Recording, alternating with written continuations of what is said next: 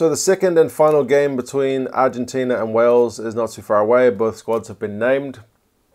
Wales won the last one, 23 points to 10 in a really solid defensive display. They were able to pretty much shut down everything the Pumas threw at them, and the Pumas weren't as enterprising as we know they can be. This one, being the second game of two, is a chance for Wales to kind of lock out the series with a win, which would be great for them. For the Argentinians, it's just trying to salvage a draw and get a win, because their record of late has not been that great. They've only, in their last however many games it is, 20, they've only beaten kind of smaller teams, Italy, Georgia, teams like that, Japan. So if they could get a win over the Welsh, I think that would do wonders for their confidence. I will put the squads in the description so you can have a look, but the Pumas squad is largely unchanged. I believe the only change is Landajo in for Bertrano at number 9.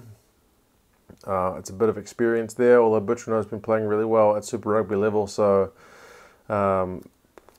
it's just swapping the bench guy for the starter, to be fair, so it's not a huge difference. Part of it is probably the fact that they're sticking with a Jaguares squad for this series, so the options aren't really that many to pick from.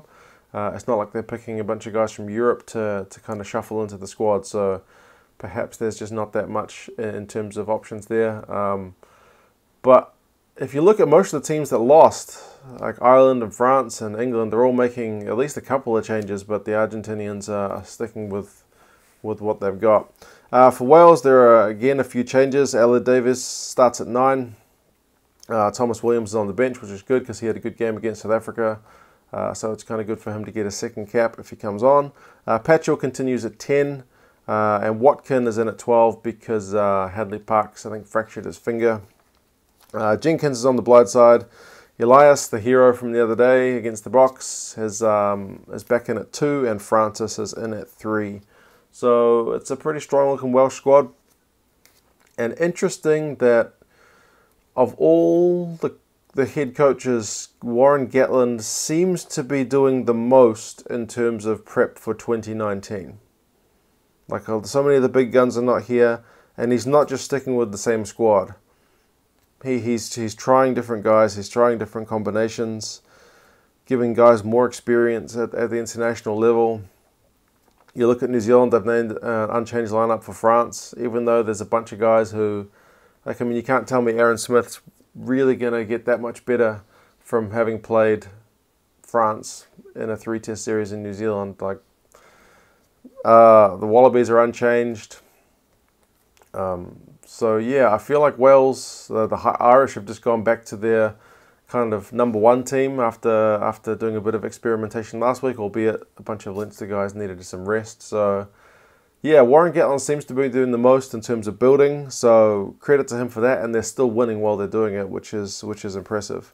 For the Argentinians in this game, I think they really need to unleash what they've been doing with the Jaguares, which is some of that more expensive, more enterprising play, because last week, whatever they were throwing at Wales, man, it was just not working.